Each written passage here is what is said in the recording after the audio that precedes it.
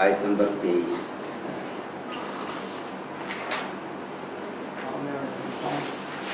اعوذ باللہ من الشیطان الرجیم، بسم اللہ الرحمن الرحیم۔ وَإِن كُنتُمْ فِي رَيْبٍ مِّمَّا نَزَّلْنَا عَلَىٰ عَبْدِنَا فَأْتُوا بِسُورَةٍ مِّن مِّثْلِهِ وَادْعُوا شُهَدَاءَكُم مِّن دُونِ اللَّهِ إِن كُنتُمْ صَادِقِينَ فَإِن لَّمْ تَفْعَلُوا وَلَن تَفْعَلُوا فاتقوا النار التي وقودها الناس والحجارة أعدت للكافرين۔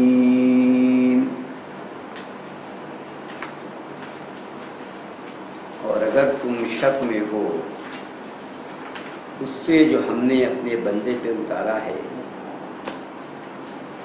تو تم لاؤ اس کے جیسی کوئی ایک صورت،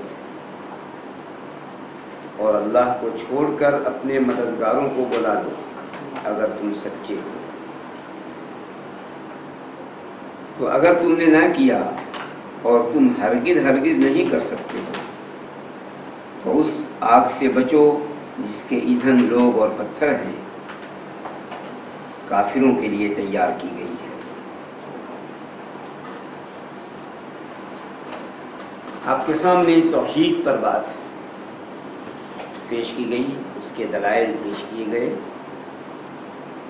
اور آخر میں اللہ تبارک و تعالیٰ نے فرمایا فَلَا تَجْعَلُوا لِلَّهِ أَنْدَادًا وَأَنْتُمْ تَعْلَمُونَ، کہ تم اللہ کا ہمسر نہ بناؤ جانتے ہوئے۔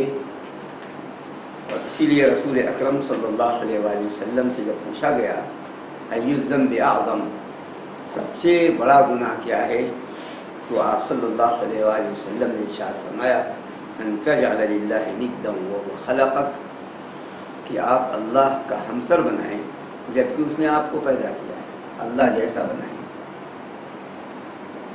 آج جو آیت پیش کی گئی ہے اس میں اللہ تبارک و تعالیٰ نے رسول اللہ صلی اللہ علیہ وآلہ وسلم کی رسالت کو ثابت کیا ہے، اور سید المرسلین امام الانبیاء حضرت محمد صلی اللہ علیہ وآلہ وسلم کے مقام کو بلند فرمایا ہے۔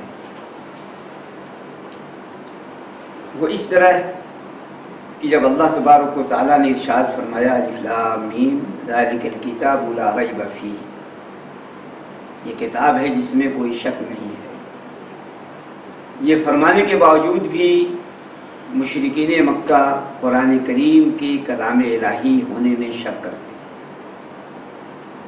اور یہ کہا کرتے تھے کہ رسول اللہ صلی اللہ علیہ وآلہ وسلم نے اس کلام کو اپنی طرف سے گڑھ کر پیش کیا ہے، اور کہہ رہے ہیں کہ اللہ تبارک و تعالیٰ کا کلام ہے۔ اس کو اللہ تبارک و تعالیٰ نے دوسری جگہ ارشاد فرمایا ہے وَإِذَا تُتْلَى عَلَيْهِمْ آيَاتُنَا قَالُوا قَدْ سَمِعْنَا لَوْ نَشَاءُ لَقُلْنَا مِثْلَ هَذَا إِنْ هَذَا إِلَّا أَسَاطِيرُ الْأَوَّلِينَ، سورہ انفال آیت نمبر 31۔ جب ان پر ہماری آیتیں پڑھ کر سنائی جاتی تو کہتے ہم نے سن لیا، ہم بھی چاہیں تو ایسا کلام کہہ سکتے ہیں، ہم بھی چاہیں تو ایسا کلام کہہ سکتے ہیں۔ یہ تو پہلے لوگوں کی من گھڑت واقعے اور قصے اور کہانیاں ہیں، تو اللہ تبارک و تعالیٰ کا کلام ہونے میں انہیں شک تھا۔ اللہ تبارک و تعالیٰ کی بات نہیں مانی، جب فرمایا لا ریب فیہ، تو اللہ تبارک و تعالیٰ نے اب یہ چیلنج کیا، اس لیے کہ ان کا یہ شک دور کیسے ہو سکتا تھا؟ اسی طرح دور ہو سکتا جب چیلنج کیا جائے، تو پھر اللہ تبارک و تعالیٰ نے چیلنج کیا، تو فرمایا اللہ تبارک و تعالیٰ نے اگر تم ہو شک میں ہو کہ یہ اللہ کا کلام نہیں ہے، شک میں ہو کہ محمد صلی اللہ علیہ وسلم نے اسے گڑھ لیا ہے، بنا لیا ہے، تم شک میں ہو کہ جیسا کلام تم بھی کہہ سکتے ہو، تو اگر کلام الہی میں تمہیں شک ہے مما نزلنا علی عبدنا، اس میں سے جو ہم نے اپنے بندے پہ اتارا ہے. نزلنا اور انزلنا میں فرق ہے. نزلنا تنزیل سے ہے، اس کے معنی تھوڑا تھوڑا اتارنا، اور انزلنا انزال سے ہے، اس کا مطلب بیک وقت اتار دینا. اس لیے وہاں سورہ قدر میں انا انزلناہ فی لیلۃ القدر ہے. یہ پورا قرآن بیک وقت لوح محفوظ سے آسمانی دنیا پہ اتار دیا گیا. اور نزلنا رسول اللہ صلی اللہ علیہ وآلہ وسلم پر بتدریج حسب واقعہ یہ قرآن نازل ہوتا رہا. اور اگر تم شک میں ہو اس سے جو ہم نے اتارا ہے اپنے بندے پر، یہ ہے رسول اکرم صلی اللہ علیہ وآلہ وسلم کا مقام. فی اور علی میں فرق ہوتا ہے. فی کے معنی ذلت ہے، پستی ہے، نیچپن ہے. تو جو لوگ قرآن کریم کے کلام الہی ہونے میں شک کریں وہ ذلیل ہیں، وہ پست ہیں، وہ حقیر ہیں. اور اعلیٰ میں بلندی ہے، اولئک علی ھدی من ربہم. جس پر یہ کلام نازل ہوا وہ بلند ہے. مما نزلنا علی عبدنا. عبد یہ ایک اعتبار سے 3 اس کی قسمیں ہیں. ایک وہ شخص جو مقہور ہو، اللہ تبارک و تعالیٰ کے قبضہ قدرت میں ہو. اس میں مسلمان اور کافر سب شامل ہیں، سب اللہ تعالیٰ کے قبضہ قدرت میں، جب چاہے جہاں چاہے پکڑ لیں. اور اللہ تبارک و تعالیٰ نے اس کو سورہ مریم میں ارشاد فرمایا ہے کہ جتنے بھی ہیں سب رحمان کے پاس بندے بن کر آئے. تو مسلمان اور کافر سب بندے ہیں، یہ عبد مقہور ہے. دوسری قسم وہ ہے جو شریعت میں عبد، غلام اور آزاد. عبد کہتے ہیں غلام کو، حر کہتے ہیں آزاد کو. جو اللہ تبارک و تعالیٰ نے فرمایا کہ العبد بالعبد والحر بالحر، غلام غلام کے بدلے، آزاد آزاد کے بدلے. تیسرا عبد وہ ہے جو اطاعت و اتباع سے کہلاتا ہے. اب اس کی 2 قسمیں ہیں. اگر وہ اللہ کا متبع ہے، مطیع ہے، تب وہ اللہ کا مقرب و مخصوص بندہ ہے. عباد الرحمن، رحمان کے بندے، یا عبادی، یہ میرے بندوں. اور اگر وہ ایک اللہ کے علاوہ کی عبادت کرتا ہے تو وہ اللہ کے عذاب سے دوچار ہوگا. جو فرمائے رسول اللہ صلی اللہ علیہ وسلم نے کہ تعیس عبد الدرہم والدینار، درہم اور دینار کا بندہ ہلاک ہوا. درہم و دینار کا بندہ ہلاک ہوا. اللہ تبارک و تعالیٰ نے علی عبدنا، اپنی نسبت کی ہمارے بندے پر، اپنے بندے پر جو ہم نے اتارا ہے. یہ عزت کی نسبت ہے، شرف کی نسبت ہے. اور عبودیت یہ سب سے اونچا مقام ہے، اس سے بلند مقام اور کوئی نہیں.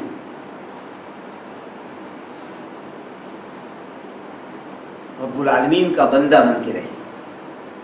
اس لیے عبد کے معنی ذلیل کے آتے ہیں. رب العالمین کے سامنے ذلیل رہے، جھکا رہے. اور اسی لیے عبد کے معنی آسان کے بھی ہوتے ہیں، جو بات بتائی گئی کہ جب بندہ اللہ کی اطاعت کرتا ہے، اللہ کا قریبی بندہ بنتا ہے، تو اللہ اس کے لیے اطاعت کو آسان کر دیتا ہے. تو عبودیت یہ سب سے اونچا مقام ہے. اسی لیے اللہ تبارک و تعالیٰ نے سورہ اسراء میں جب اسراء کا ذکر کیا تو وہاں بھی عبد کہا. سبحان الذی اسریٰ بعبدہ لیلا من المسجد الحرام، اپنے بندے کو راتوں کے حصے میں لے گیا. لما قام عبد اللہ، جب اللہ کے بندے کھڑے ہوئے. اور کوئی جتنا ہی بلند مرتبہ اختیار کرے گا عبودیت کا، بندگی کا، اللہ تبارک و تعالیٰ کے اتنی ہی وہ زیادہ قریب ہوگا، اتنی ہی زیادہ وہ انعامات و اکرامات کا مستحق ہوگا. اسی لیے رسول اکرم صلی اللہ علیہ وآلہ وسلم کی بہت احادیث ہیں. جب رسول اکرم صلی اللہ علیہ وآلہ وسلم سے کچھ لوگوں نے کہا کہ آپ ہمارے سردار ہیں، ہمارے فلاں اور فلاں ہیں، تو آپ صلی اللہ علیہ وآلہ وسلم نے ارشاد فرمایا تم اس طرح کی باتیں نہ کرو، کہیں تمہیں شیطان گمراہ نہ کر دے اور غلو میں نہ مبتلا کر دے، اللہ تک پہنچا دے.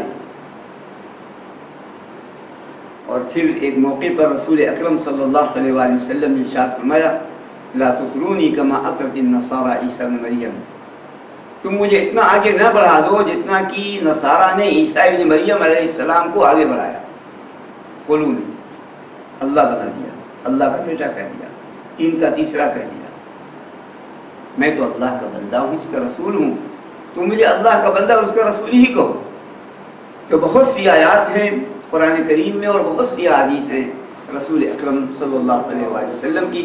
تو عبد یہ سب سے اونچا مقام ہے بندہ ہونا، جو جتنے بندگی کے مراتب طے کرے گا اتنے ہی زیادہ وہ اللہ کے خصوصی انعام کا مستحق ہوگا. وَإِن كُنتُمْ فِي رَيْبٍ مِّمَّا نَزَّلْنَا عَلَىٰ عَبْدِنَا فَأْتُوا بِسُورَةٍ مِّن مِّثْلِهِ. اللہ تبارک و تعالیٰ جب اپنے نبیوں اور رسولوں کو بھیجتا ہے تو ان کے ساتھ ان کے نبی اور رسول ہونے کے دلائل بھی بھیجتا ہے. ایسی خصوصیات سے نوازتا ہے کہ وہ انسانوں کے بس میں نہیں ہوتی، تاکہ لوگ نبی اور رسول کو دیکھ کر فرق کریں انسانوں میں کہ اللہ کے نبی اور رسول ہیں. اسی لیے اللہ تبارک و تعالیٰ نے صالح علیہ السلام کو اونٹنی عطا کی، موسیٰ علیہ السلام کو عصا عطا کیا، عیسیٰ علیہ السلام کو مارنے اور جلانے اور چڑیا بنا کے اڑانے، اس طرح شفا دینے کی صلاحیت بخشی جو کسی کے اندر نہیں تھی نہ ہو سکتی تھی، تاکہ لوگ ان معجزات کو دیکھ کر ایمان لائیں. اسی لیے رسول اکرم صلی اللہ علیہ وآلہ وسلم نے ارشاد فرمایا، بخاری مسلم کی حدیث ہے، کہ جتنے بھی نبی اس دنیا میں تشریف لائے سب کو اسی جیسی ایک چیز عطا کی گئی، نشانیاں، جسے دیکھ کر انسان ایمان لائیں کہ اللہ کے نبی اور رسول ہیں. تو مجھے جو چیز عطا کی گئی وہ وہی ہے جو اللہ نے مجھ پر وحی کیا ہے، اور میں امید رکھتا ہوں کہ میری امت قیامت کے دن سب سے زیادہ ہوگی، میری اتباع کرنے والے سب سے زیادہ ہوں گے. تو رسول اکرم صلی اللہ علیہ وآلہ وسلم کو جو معجزہ عطا کیا گیا جس سے لوگ سمجھیں کہ آپ اللہ تعالیٰ کے رسول اور نبی ہیں، وہ یہ قرآن کریم ہے، وحی ہے. یہ سب سے بڑا معجزہ ہے، قیامت تک رہنے والا معجزہ ہے، نہ ختم ہونے والا معجزہ ہے. اور اسی لیے اللہ تبارک و تعالیٰ کو عقل پہچانتی ہے اس کے جہان میں غور فکر کر کے، کون میں، اور انبیاء علیہ السلام کو پہچانتی ہے معجزات کے ذریعے، اور قرآن کو پہچان سکتی ہے اعجاز کے ذریعے، جو قرآن میں اعجاز ہے، علم ہے، جو چیلنج کیا اللہ تبارک و تعالیٰ. یہ قرآن کریم جو اللہ تبارک و تعالیٰ نے عطا کیا ہے، پوری دنیا ایک پلے میں ہے اور یہ قرآن ایک پلے میں ہے. اس لیے اللہ تبارک و تعالیٰ نے فرمایا کہ الحمدللہ الذی خلق السماوات والارض. تمام تعریفیں صرف اسی ایک اللہ ہی کے لیے جس نے آسمانوں اور زمین کو پیدا کیا. تو دوسری جگہ فرمایا الحمدللہ الذی نزل الفرقان علی عبدہ. تمام تعریفوں سے ایک اللہ کے لیے ہے جس نے قرآن کو اپنے بندے میں اتارا ہے. اور اسی لیے جب مفسرین کرام رحمہ اللہ نے تفسیر بیان کیا الرحمن علم القرآن خلق الانسان، रहमान अल्लमल कुरान, कुरान सिखाया। फिर कहा इंसान को पैदा किया, खलकल इंसान, बाद में फरमाया अल्लाह तबारक व तआला कुरान को सिखाने का तज़किरा पहले किया। ऐसा है, पहले इंसान को पैदा किया फिर कुरान सिखाया है। इंसान के वजूद के बगैर कुरान कैसे इंसान सीख सकता है जब उसका वजूद ही ना हुआ। ये तरतीब मर्तबे की है, ज़माने के एतबार से नहीं है।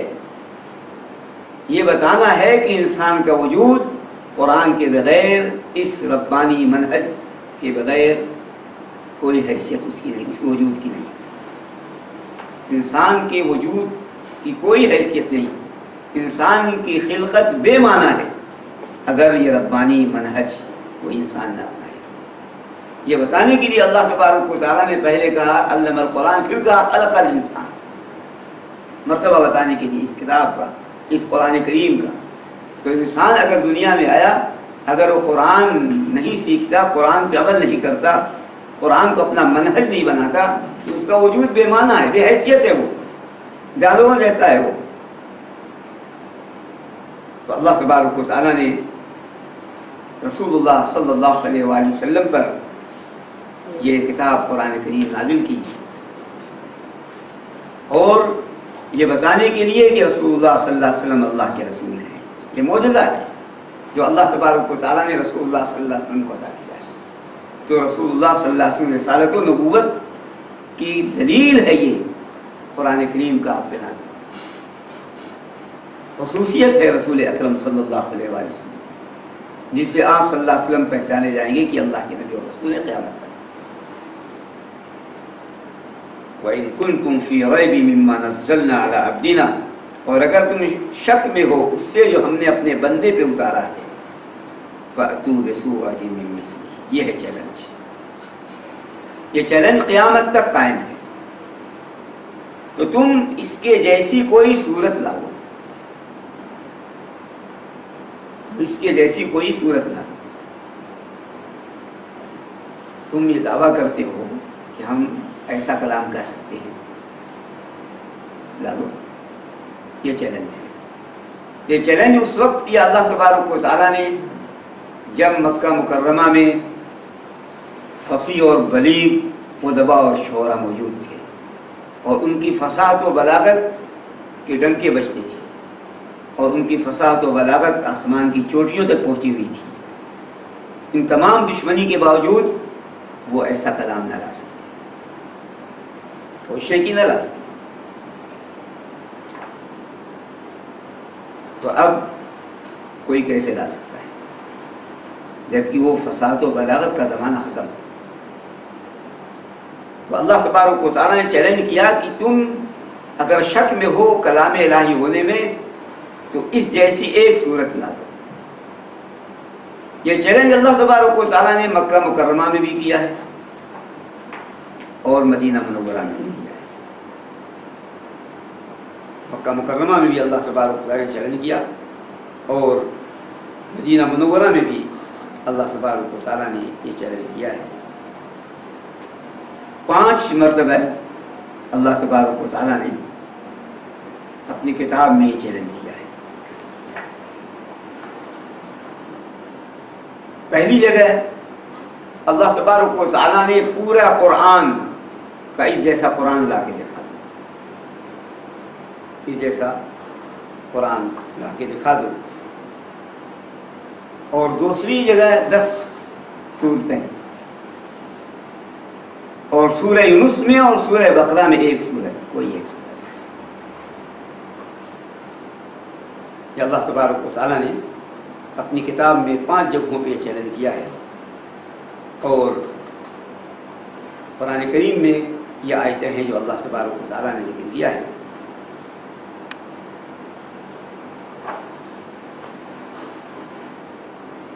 फ़अतू बिसूरतिन मिन मिस्लिही, सूरह नकरा है। नकरा में उमूम का माना है। नकरा जब मनफी की सूरत में हो तो उमूम का माना देता है। مطلب یہ ہے کہ بڑی بڑی صورتیں نہیں، چھوٹی بھی صورت، سورہ کوثر جیسی، سورہ عصر جیسی، سورہ اخلاص جیسی، جس میں 3-4 آیتیں بس، سورہ بقرہ نہیں، آل عمران نہیں، کوئی بھی صورت، چھوٹی سے چھوٹی صورت بھی تم لا کے دکھا، فَأْتُوا بِسُورَةٍ مِّن مِّثْلِهِ۔ سورہ کہتے ہیں بلندی کے معنی میں، اس کے معنی بھی اونچی اور بلندی کے معنی میں آتے ہیں۔ اس لیے جو قرآن کریم کی جتنی بھی صورتیں پڑھتا جائے گا اتنا ہی دنیا میں اس کا مرتبہ بلند ہوتا جائے گا، اور آخرت میں تو فرمایا اللہ کے رسول صلی اللہ علیہ وسلم نے، دنیا میں بھی اور آخرت میں بھی، اقرأ ورتل ورتقی، فرمایا رسول اللہ صلی اللہ علیہ وسلم، پڑھو، تلاوت کرو، چڑھتے جاؤ، بلند ہوتے جاؤ اوپر، جہاں آخری آیت ہے وہاں آپ کی جنت میں، آپ کو جنت میں مقام و مرتبہ۔ تو جو قرآن کریم کی جتنی صورتیں پڑھے، سمجھے، یاد کرے، دنیا میں بھی اس کا مقام بلند اور آخرت میں بھی وہ جنت کی اعلیٰ منزل پہ ہوگا۔ اس لیے سورہ کا معنی علو اور ارتفاع سے، اونچا اور بلند۔ فَأْتُوا بِسُورَةٍ، کوئی بھی صورت، بڑی صورتیں اگر نہیں لا سکتے چھوٹی صورت لا، فَأْتُوا بِسُورَةٍ مِّن مِّثْلِهِ۔ من بہت سے لوگوں نے کہا زائد ہے، من زائد ہے، اس جیسی، یعنی اس کا کوئی معنی نہیں۔ کچھ لوگوں نے کہا من بیانیہ ہے، من بیان کے لیے ہے، یعنی اس جیسی کوئی بھی صورت۔ اس جیسی سے مراد کیا ہے؟ قرآن جیسی کوئی صورت۔ قرآن میں جو بلاغت و فصاحت ہے، اس بلاغت و فصاحت جیسی کوئی صورت۔ قرآن کریم میں جو نظم ہے، جس طریقے سے آیتوں کو جمع کیا گیا ہے، اس جیسی صورت۔ قرآن کریم میں جو غیب کی خبریں ہیں، اس جیسی کوئی صورت۔ فَأْتُوا بِسُورَةٍ مِّن مِّثْلِهِ۔ کچھ لوگوں نے کہا ہی کی ضمیر توریت اور انجیل کی طرف لوٹتی ہے، توریت انجیل جیسی، راجح قول نہیں ہے۔ کچھ لوگوں نے کہا کہ ہی کی ضمیر محمد صلی اللہ علیہ وآلہ وسلم کی طرف لوٹتی ہے، یعنی ایسے رسول صلی اللہ علیہ وسلم جو نہ پڑھایا ہو، نہ لکھائی کیا ہو، اور ایسا کلام پیش کر رہے ہو، ایسا شخص کوئی نہ ہو۔ لیکن پہلا قول راجح ہے، اس جیسے، اس قرآن کی بلاغت و فصاحت جیسا، جیسی کوئی صورت لا دو، چھوٹی سے چھوٹی صورت۔ یہ چیلنج ہے اللہ تبارک و تعالیٰ، یہ چیلنج اس وقت سے قیامت تک باقی ہے، کبھی بھی قیامت تک رہے گا، کوئی آج تک لا نہ سکا اور نہ لا سکتا ہے۔ وَادْعُوا شُهَدَاءَكُم مِّن دُونِ اللَّهِ إِن كُنتُمْ صَادِقِينَ، اور تم اپنے مددگاروں کو بلا لو، تنہا نہ رہو، اللہ کو چھوڑ کر جتنے بھی تمہارے پاس ہیں سب کو اکٹھا کر لو اس کے لیے۔ یعنی اگر پوری دنیا کے فصیح اور بلیغ ادباء اور فصحاء جتنے بھی ہیں، شعراء، سب کو تم بلا لو، اکٹھا کر لو اللہ کو چھوڑ کر۔ اگر تمہارے اندر اتنی ہمت ہے، تم ہی جیسی صورت لا سکتے ہو۔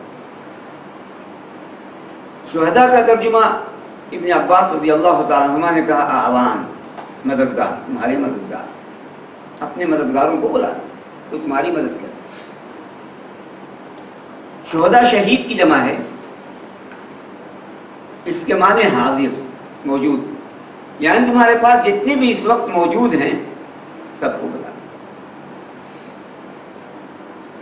شہید کے معنی معاون کے بھی آتا ہے، مددگار۔ مجاہد رحمۃ اللہ علیہ فرماتے ہیں کہ ایسے بڑے گواہوں کو بلا لو جو گواہی دیں کہ آپ کا کلام اللہ کے کلام کے مطابق ہو گیا۔ یعنی فصاحت و بلاغت میں فیصلہ کرنے والے، اس زمانے میں فیصلہ کرنے والے ہوتے تھے، جج ہوا کرتے تھے، ہاں یہ کلام سب سے فصیح ہے۔ جبھی تو سورہ کوثر کو خانہ کعبہ میں لٹکایا گیا تھا۔ اس وقت بھی جب تمام شعراء اور ادباء اکٹھا ہوئے اور سب سے فصیح و بلیغ کلام کون ہے؟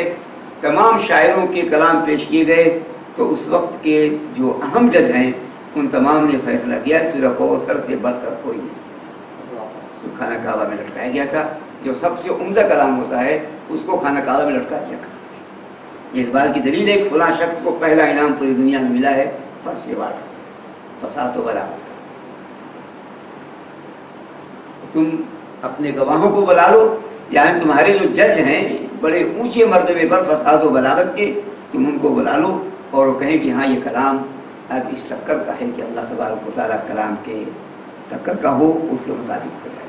وَدُعُوا شُهَدَاءَكُم مِّن دُونِ اللَّهِ، اللہ کو چھوڑ کر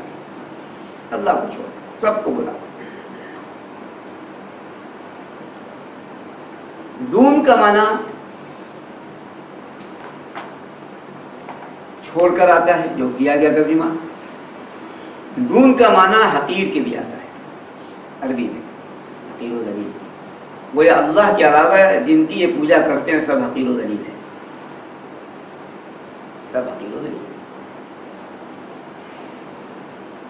شہداء کی شرح پیش کی گئی آلہہ ہے، اپنے معبودان باطل ہے، اور اپنے معبودان باطلہ کو پکار لو، بلا لو جن کی تم پوجا کرتے اللہ کو چھوڑ. دون کا تیسرا معنی قریبی بھی آتا ہے، قریب کے معنی بھی آتا ہے. دونہ کا معنی چھوڑ کر، دونہ کا معنی حقیر و ذلیل، دونہ کا معنی قریب.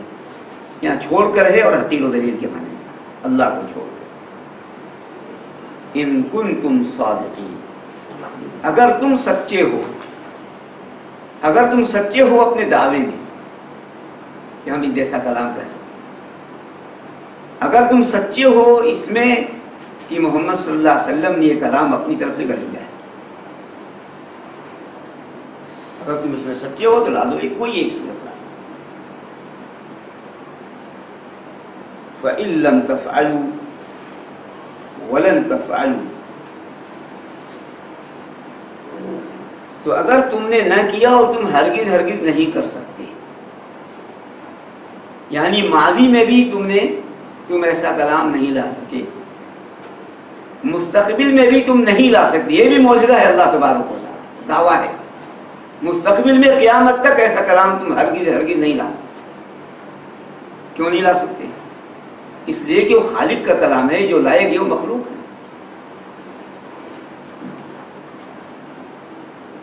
خالق کا کلام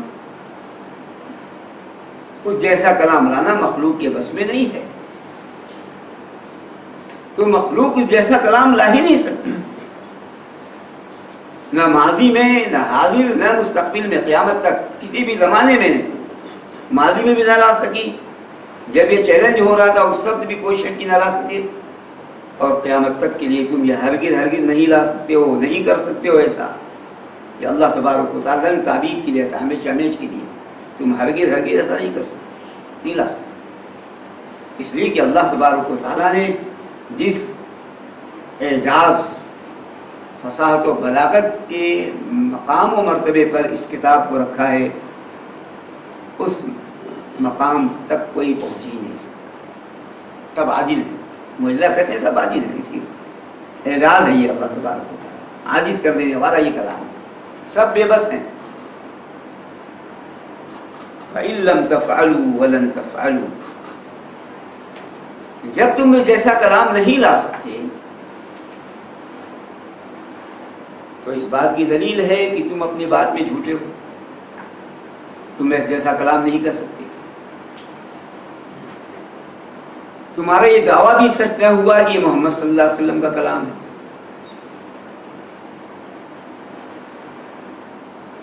تو پھر اب یہی صورت رہ سکتی ہے کہ اب تم ایمان لے آؤ، تو تم اس آگ سے بچو. اس آگ سے کیسے بچا جا سکتا ہے؟ قرآن پہ ایمان لا کر، ایک اللہ پہ ایمان لا کر، رسول اللہ صلی اللہ علیہ وسلم پہ ایمان لا کر، جبھی آگ سے بچا جا سکتا ہے، ایمان اور عمل صالح سے. تو اس لیے فرمایا اللہ تبارک و تعالیٰ نے جب تم اس جیسا کلام نہیں لا سکتے اور ہرگز نہیں لا سکتے، کبھی بھی نہیں لا سکتے، تو پھر تم اس آگ سے بچو. اس آگ سے بچیں گے کیسے؟ ایمان لا کر، عمل صالح کر. فاتقوا النار التي، آگ، اس آگ سے بچو. یہ آگ جہنم اور جنت. جہنم سے ہم سب کو اللہ تعالیٰ بچائے. اللہ تبارک و تعالیٰ نے پیدا کر دیا ہے، مخلوق ہے، یہ پیدا ہو چکی ہے. اسی لیے رسول اکرم صلی اللہ علیہ وآلہ وسلم کی صحیح بہت سی احادیث ہیں. آپ صلی اللہ علیہ وآلہ وسلم نے نماز کسوف پڑھائی. چاند اور سورج کو گرہن لگتا ہے تو نماز پڑھی جاتی ہے. تو جب نماز پڑھایا تو فرماتے ہیں میں نے جنت و جہنم کو دیکھا. نماز پڑھاتے بھی اللہ تعالیٰ جنت و جہنم دیکھا. جب اسرا اور معراج کا واقعہ ہوا تو آپ صلی اللہ علیہ وآلہ وسلم نے جنت و جہنم کو دیکھا، بلکہ جنت میں داخل ہوئے. آپ صلی اللہ علیہ وسلم شہر کی جنت. اللہ تبارک و تعالیٰ نے فرماتے ہیں رسول اللہ صلی اللہ علیہ وسلم کی جب جنت و جہنم کو پیدا کیا تو جبریل علیہ السلام کو بلایا. اے جبریل، میں نے سزا دینے کے لیے جہنم تیار کی ہے، بنا دیا ہے، اور رحمت کے لیے میں نے جنت. جبریل علیہ السلام گئے دیکھنے تو کہا کہ یہ رب تیری کوئی بھی جہنم میں کوئی بھی نہیں جائے گا، سب جنت میں جائیں گے. تو اللہ تبارک و تعالیٰ نے جنت کو ناپسندیدہ چیزوں سے گھیر دیا اور جہنم کو خواہشات سے گھیر دیا. پھر فرمایا جبریل علیہ السلام سے کہ اب جائیے دیکھیے. تب کہا کہ یہ اللہ تبارک و تعالیٰ اب تو کوئی بندہ تیری جنت میں نہیں جائے گا، سب جہنم میں جائے گا. جو چیزیں خواہشات ہیں، لذت ہے جس میں، وہ سب انسان کرے گا، اور جو ناپسندیدہ چیزیں ہیں وہ نہیں کرے گا. تو جنت و جہنم یہ پیدا ہو چکی ہیں، اللہ تعالیٰ نے پیدا کیا ہے اور مخلوق ہیں اور پیدا ہے. فَإِن لَّمْ تَفْعَلُوا وَلَن تَفْعَلُوا فَاتَّقُوا النَّارَ الَّتِي وَقُودُهَا النَّاسُ وَالْحِجَارَةُ. تو تم ڈرو اس آگ سے جس کے ایندھن لوگ اور پتھر ہیں. ڈرو اس آگ سے جس کے ایندھن لوگ اور پتھر. خوفناک چیز ہے. ایندھن وقود کہتے ہیں جلانے کی چیز. لکڑی ہوتی ہے، کوئلہ ہوتا ہے دنیا میں، لیکن جہنم لکڑی اور کوئلے سے نہیں بھڑکے گی. یہ بھڑکے گی لوگوں سے. لوگ اس کے ایندھن ہوں گے. جتنا لوگ ڈالا جائے گا اتنی ہی زیادہ وہ بھڑکے گی. کتنی خوفناک ہے یہ. دنیا کا کی آگ بھڑکتی ہے، بتایا گیا کہ لکڑی وغیرہ سے، لیکن جہنم کی آگ بھڑکے گی لوگوں سے. ناس کہا اللہ تبارک و تعالیٰ نے عموم ہے، لیکن مراد خصوص ہے. جس کے ایندھن لوگ ہوں گے، سب لوگ نہیں. مسلمان مومن نہیں جائیں گے جنت میں، تو سب لوگ کیسے ہوں گے اس کے ایندھن؟ تو اللہ تبارک و تعالیٰ نے ذکر عام کیا ہے، لیکن مراد خاص ہیں. مراد خاص ہے. اس کے ایندھن لوگ ہوں گے، یعنی کفار، نافرمان. اس کے ایندھن لوگ ہوں گے. والحجارہ، اور پتھر. پتھر سے کیا مراد ہے؟ دو تفسیر پیش کی گئی. پہلی تفسیر تو یہ ہے کہ اس سے مراد تمام وہ بت ہیں جو پتھر کے بنا کر جن کی پوجا کی جاتی ہے.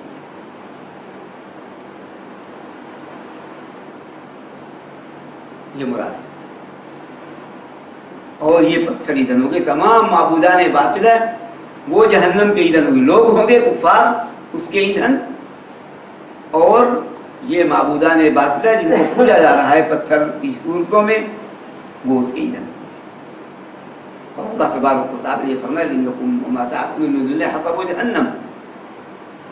بے شک تم اور اللہ کو چھوڑ کر جن کی تم پوجا کرتے ہو، سب کی سب جہنم کے ایندھن ہوں گے. تو اس لیے حجارہ سے مراد وہ بت ہیں، پتھر والے بت. کچھ لوگوں نے کہا ہے، اور یہ بھی روایتیں ہیں صحابہ کرام رضوان اللہ اجمعین سے، یہ حجارہ سے مراد وہ پتھر ہے جس میں جلانے کی طاقت ہے، ماچس جس سے بنتی ہے، ماچس کو کبریت بولتے ہیں، کبریت. اس کے اندر کئی صفات ہیں. ایک تو بہت جلدی بھڑکنے والی ہے، دوسری ہے کہ بہت دھواں دینے والی، تیسری کی بہت بدبودار ہے، چوتھی کی بدن سے چپکنے والی. یہ حجارہ ہے مراد کا حجارہ. جو دنیا پتھر ہو، آج بھی اسی پتھر سے ماشرے بناتے ہیں جس سے جو ہے چیزیں جلائی جاتی ہیں. تو فرمایا اللہ سبحانہ و تعالیٰ نے فاتقوا النار التي وقودها الناس والحجارہ، تو تم ڈرو اس آگ سے، بچو اس آگ سے جس کے ایندھن لوگ اور پتھر ہوں گے، جس کے ایندھن لوگ اور پتھر ہیں. وعدت للکافرین، کافروں کے لیے تیار کی گئی. یہ آگ کافروں کے لیے تیار کی گئی. اب یہاں علماء کرام میں یہ اختلاف ہے کہ کیا آگ کافروں کے لیے تیار کی گئی وہ الگ ہے، اور نافرمان مسلمانوں کے لیے الگ کی گئی وہ الگ ہے، یا ایک؟ کچھ کہتے ہیں الگ ہے، اس لیے کہ اللہ تعالیٰ نے فرمایا وعدت للکافرین، یہ آگ کافروں کے لیے تیار کی گئی. یا تو معلوم یہ ہوا کہ نافرمانوں کی آگ، نافرمان مسلمانوں کی آگ الگ ہے، اس سے کم جلانے والی ہوگی. لیکن کچھ لوگ کہتے ہیں کہ نہیں، دونوں آگ ایک ہے، دونوں آگ ایک ہے. اب جرم کے اعتبار سے جلانے کی صلاحیت ہوگی اس آگ کے اندر، آگے. اور اس سے مشہور حدیث ہے رسول اکرم صلی اللہ علیہ وآلہ وسلم کی، کہ جب بخاری و مسلم کی، مسلم شریف کی حدیث ہے کہ جب مسلمان جہنم سے نکالیں گے اپنے مسلمان ساتھیوں کو تو وہ جل کر راکھ کوئلہ ہو چکی ہوں گے، تو ان کو وہ آگ اتنا جلایا ہوگا. تو اس کو نہر الحیات، ایک نہر ہے زندگی کی نہر، دریا، اس میں غسل کرایا جائے گا تو سب چیزیں ایسے اگ جائیں گی جیسے ککڑی اگ جاتی ہے تیزی کے ساتھ سیلاب وغیرہ میں. اس سے جلدی پورا بدن جلائے گا، صحیح ہو جائے گا. وعدت للکافرین، کافروں کے لیے یہ آگ تیار کی گئی. یہ ہے جو اللہ تبارک و تعالیٰ نے ارشاد فرمایا ہے. اور یہ آپ کے سامنے بات جو پیش کی گئی، دو آیتیں، ان میں جو ہمیں نصیحت ملتی ہے، جو فائدے ہیں، اہم فائدے، وہ آپ کے سامنے پیش کر دیے جائیں. پہلا فائدہ وہ یہ ہے، جو بات بتائی گئی کہ قرآن کریم کو خوب پڑھا اور سیکھا جائے. جتنا انسان پڑھے گا اتنا ہی دنیا اور آخرت میں برکت.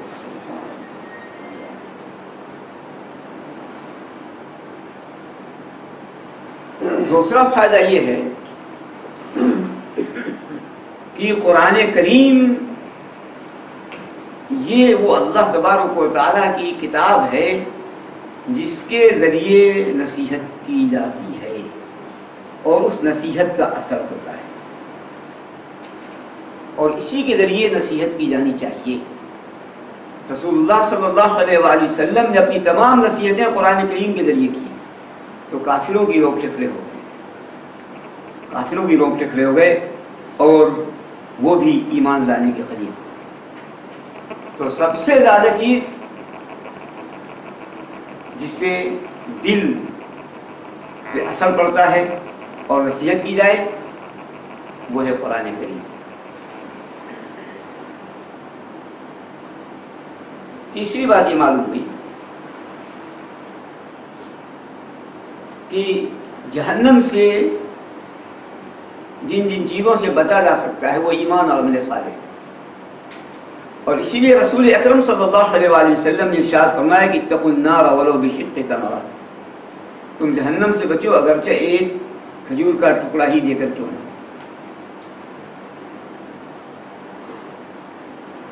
چوتھی چیز وہ ہے عبودیت کا مقام.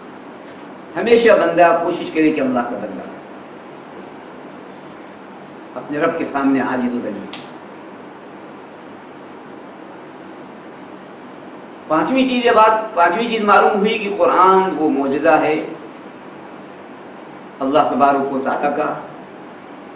قرآن کی عظمت اس میں بیان کی گئی، بتایا گیا قرآن یہ حق ہے، اور قرآن کے بغیر انسان کا وجود بے معنی ہے. اور قرآن کریم یہ اللہ تبارک و تعالیٰ کا کلام ہے، مخلوق نہیں. قرآن مخلوق نہیں ہے. کلام جو بات ہوتی ہے صفت ہوتی ہے، صفت.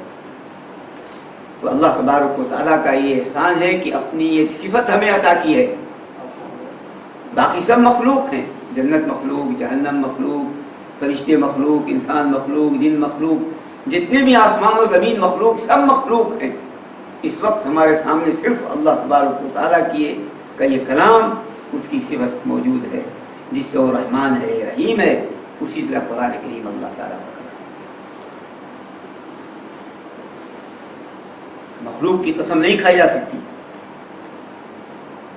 جو قرآن کریم یہ اللہ کا کلام ہے، اس لیے اس کی قسم کھائی جاتی ہے.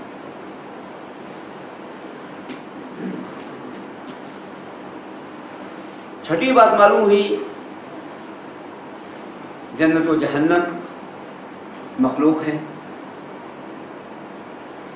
اور ہر ان اسباب کو اختیار کیا جائے جس سے انسان جنت میں جائے، اور ہر اس سے گریز کرے جس انسان جہنم میں جائے. ساتویں بات یہ معلوم ہوئی، سیرت رسول صلی اللہ علیہ وآلہ وسلم کی اہمیت، اس کی ترغیب، اس کی سیکھنے کی ترغیب، سمجھنے کی ترغیب. سیکھنا، جاننا چاہیے کہ ہمارے حبیب صلی اللہ علیہ وسلم جن پر اللہ تعالیٰ نے کلام اتارا، ان کی سیرت کیا ہے، جو مما نزلنا علی عبدنا سے معلوم. سیرت نبی صلی اللہ علیہ وآلہ وسلم پہ خصوصی توجہ، اور اپنے بچوں کو بھی آپ صلی اللہ علیہ وسلم کی سیرت سے اشناس کرانا.